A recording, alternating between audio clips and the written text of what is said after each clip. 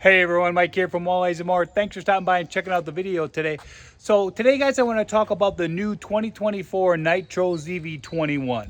Now the ZV21s have been around for quite a while of course, but the 2024 model is completely redesigned in a lot of ways, from the hull all the way up into the interior features. And I want to talk about some of those changes today, and then I want to get this boat out in the water, show you guys what it can do performance wise, how fast it is, and how it handles some what should be a little bit of chop out there today with some weather we got moving in here. So let's get right into it guys, won't waste any time. Let's start up here in the front of the boat. Start with the hull here, and they made some pretty major changes to the hull itself. I don't exactly understand all the technical stuff of what they did to it, but I do know what it changed performance-wise. And it's made the boat ride much better in some cross waves and crosswind. It just tracks a little better. It holds the water a little tighter. It seems like it stays pinned to the water better. It's also helped in the top end speed as well. The boat is definitely a little bit faster, and we'll talk more about that when we get out on the water with it. But overall, it's just a better performing hull, both in crosswind, as I said, and also in top end speed. But also to go along with those two features, it also seems to stay down better on takeoff. The bow stays pinned to the water a little better when you accelerate from a dead stop, and it just holds the water better all around. So great improvement here in the hull, and as I said, I can't give you all the technical stuff involved with it, but I just know the performance is much better. One of the other things they did that kind of goes hand in hand with the hull is they changed the setback on the motor. Now, for those of you familiar with the ZV21 from before, we've always had the motors set a little closer to the transom on the jack plate. This year, they've set them back probably, I don't know, 8 or 10 inches it looks like, to allow that motor to run in a little bit cleaner water behind the transom. And I think that's played a big part in keeping that bow down on takeoff and increasing top end speed a little bit, and just holding everything a little tighter to the water when you're running in any kind of rough conditions especially. So nice improvement there. And just for the record guys, I am running with this setup a 300 horse Mercury Verado with the 9.9 kicker. So you can obviously run the 400 horse Verados on this setup now, which is going to give you some amazing performance with that V10, but you definitely don't need it. If that 400 is not in your wheelhouse for whatever reason, or you're just not interested in going that route, the 300 horse performs flawlessly on this boat. I've had 7 or 8 ZV21s now. I've always had 300 horse on them. Been super happy with them, and I'm sure you guys will be too. So when we get it on the water, just for the record, I want you guys to know we're running the 300 horse on this boat. So one of the other changes they made this year, guys, that's pretty noticeable, is that they've eliminated the rail on top of the gunnels here and went with a Cisco track mount system. And they've also raised the gunnel height a little bit in the front and have it gradually slope towards the back. Pretty cool, because you're getting a little more height out of the front rod holders that way compared to your rear ones, to give it a little bit more separation when you're trolling multiple planer boards out there. But the track system from Cisco was just phenomenal in itself. So that's a great addition. They didn't eliminate the rail that they normally had on top here. They just kind of tucked it here on the inside. So you still have access to that, either as a kind of a grab handle there when the guys in the back are in rough conditions, or just to mount other accessories on. But big picture, the Cisco track system is super cool. I'm really glad they went to that. Made a big difference in the fishability of the boat, in my opinion, and just a nice cleaner look too. I really like the way they did that. So those are the main changes to the outside of the boat, guys, but they do have a few other additional tweaks they made. Let's talk about a couple of those real quick here before we put the boat on the water and see what she does. It's getting a little nasty. We got some weather moving in, so I want to get this done so we can actually get to see what it does on the water. But real quickly, from the front of the boat here, guys, we now have built-in navigation lights into the boat itself, both of course on the port and starboard side. Just kind of a nice feature, because you don't have to put that pole in anymore. It's already built in. Really quick access, just punch a switch and you're good to go. I like the fact that it's just easier without having to worry about that pole every time. And then of course it just gives it kind of a nice clean look to the front end of the boat. So as we move to the back here, guys, we're also going to talk real quickly about the boarding ladder. They've changed that a little bit from years past. much more user-friendly, tucks away nice. God forbid you ever had to use it in an emergency. It's much easier to access it, and it's actually a little bit more user-friendly, as I said. But also if you have family or kids that swim off the boat, just out having a fun day in the water, it makes getting in and out actually a little bit more doable than with the ladder they had in the past. So nice improvement there. Now let's jump in the boat, guys. Starting up here in the front of the boat, we've got the redesigned bow area here for adding electronics. I don't have all my electronics in the boat yet. I'm still waiting in a couple, but you can tell how much room is up here, whether you want to flush mount a large screen up here or put multiple graphs on a standard double mount, or you could do plenty of room for 3 electronics up here even. They add a little tool storage area here with a cup holder, so that's kind of cool. They've also eliminated that little step-up bay well area in here that always sat in the front of the driver's console. They've gone to more of a live well itself up here in front with the bait well built into it. So live bait fishermen who fish out the front of the boat a lot will probably really appreciate that. We also now have storage compartments on the front of the consoles. Over here on the driver's side, it's more of a access to your fuse panel and fuse box, that type of stuff. Over on this side, in the passenger side, we have a full carpeted storage area for accessories, clothes, tackle boxes, whatever you want to use that for. Really nice use of space that was typically wasted before. As we move into the middle of the boat, we have a really nice marine mat flooring in here now. And if there's one thing that my repeat customers comment on the first time they get in the boat so far this year, is how much they like the flooring. It's really tacky. It's really comfortable to walk on. A little built-in measuring tape, even though it doesn't seem like much, is really a cool feature. But it's just a nice clean look to the boat. Cleans up really nice, although this boat could use a little cleaning. But so good setup there. I really like that. And they've also added storage areas to underneath the consoles on both sides, driver and passenger side, which you can fit a couple 3700 series boxes in there. That's really cool. Also made a change on the driver's side console here, moving the trim tabs from down on the left side up on the right above the accessory panel. Really cool. Much easier to get to those in rough water when you got one hand on the steering wheel. So they've also made a big change to the rod box this year, guys, and that's to kind of change the whole setup on the inside here. Years past, they've had a tube system in here. Now they've just got basically a 3-tier system in the back here. Up in front, you have one platform. Either you can put the rod tips below or above that little set in there, that little platform in there. But if you look on the inside here, you'll see it has a 3-tier system where you've got the bottom one and the middle one that has little spots for the butt end of your rods, and then up on top you can just set a third row of rods. So most of us didn't like that tube system. It just wasted a lot of space. I have 16 rods in here now, and you could fit another 16 in here, I'm sure.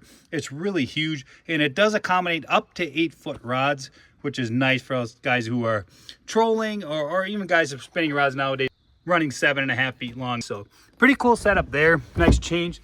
And then the rod lockers itself and the 2 front compartments up here both now have automatic LED lighting, which is really slick. Something you don't realize until you're out in the water at dusk or dawn or at night. If you open those compartments up in low light conditions, the lights inside there will automatically pop on, which is really nice. You don't need that headlamp, or you don't need a flashlight. If you want to dig something out of there, they're automatically on. So nice addition there to go along with the redesigned rod locker. So guys, that's the main changes they made this year with the new 2024 Nitro ZV21.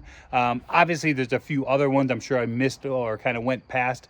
Tried to get that done kind of quick because we do have weather moving in. I want to get this boat on the water for you guys to show the performance and top end speed of it. But you got the main change on the hull, the setback motor, the Cisco track mount system, and some changes to the interior, adding storage, redesigned bow area. Some really cool changes I know you guys are going to like when you ever get a chance to get into the ZV21. And speaking of that, let's put this boat in the water, go out there and see what she can do, and I know you guys are going to be impressed. Let's go.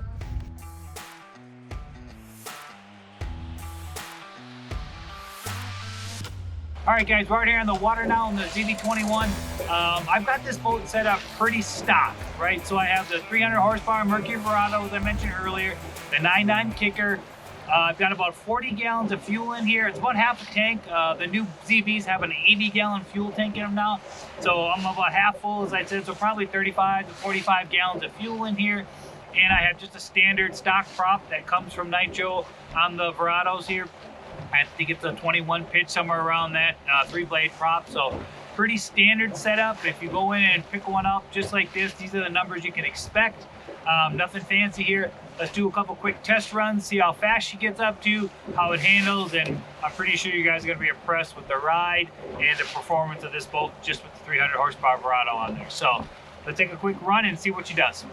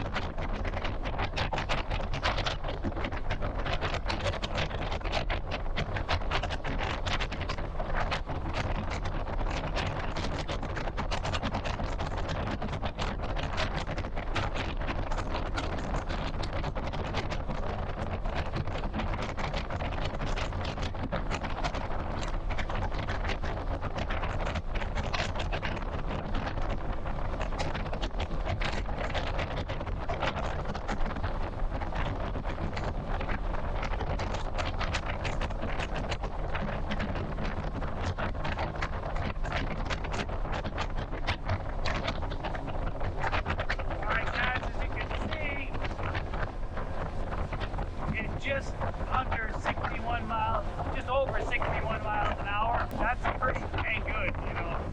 So it's kind of a cool deal.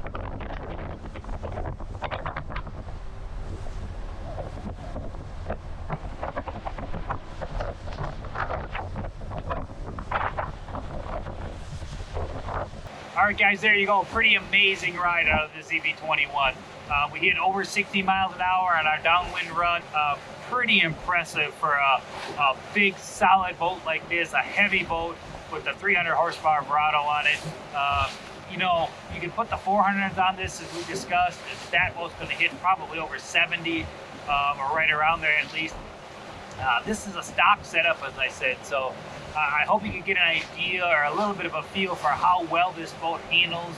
Now, we didn't have much chop today, of course, but very little bow lift at takeoff. It is super smooth and it tracks amazing, even at those speeds of upper 50s to 60 miles an hour.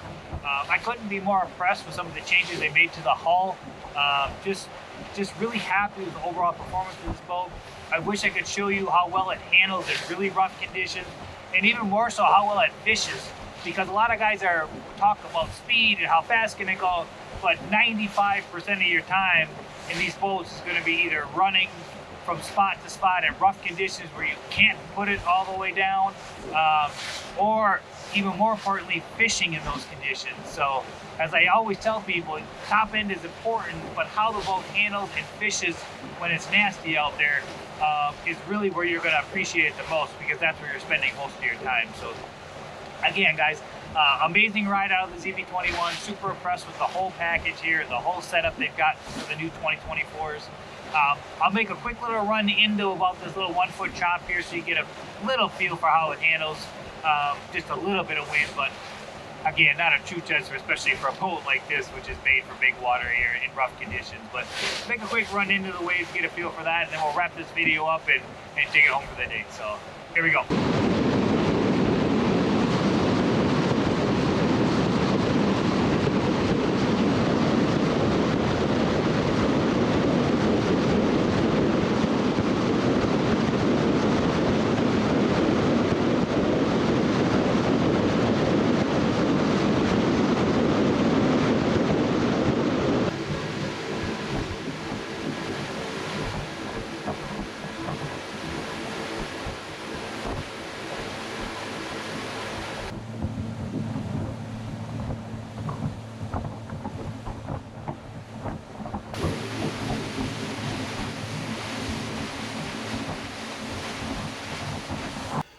Well, I'm going to wrap the video up here in the truck, guys, because as soon as I made that last run into that little bit of choppy water there, the skies just opened up. It started pouring. So luckily I got off quick enough, didn't get everything too soaked, but pretty bad. So hopefully you guys got a feel for what the new 2024 ZV21 is all about, from the changes they made to the hull and to the interior parts of the boat, as well as to you know, get a feel for it on the water, top end speed, how it handles a little bit of chop we had out there. Obviously not a lot for that boat, but just a basic idea of what the new ZV21 is like.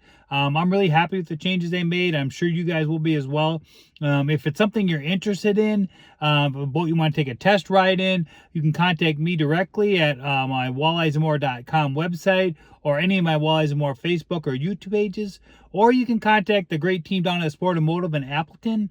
They'll be glad to help you out. They probably got one on the floor or something similar there that you can take a look at. They'll walk you through the entire process of getting a test drive, be it with me or someone else. And I know you'll be happy with the way they take care of you down there. So once again, guys, thanks for stopping by and checking out the video. And if you haven't already, guys, please consider subscribing to the channel, maybe liking the video, sharing it with some of your buddies, and hopefully I'll see you again here real soon. Thanks.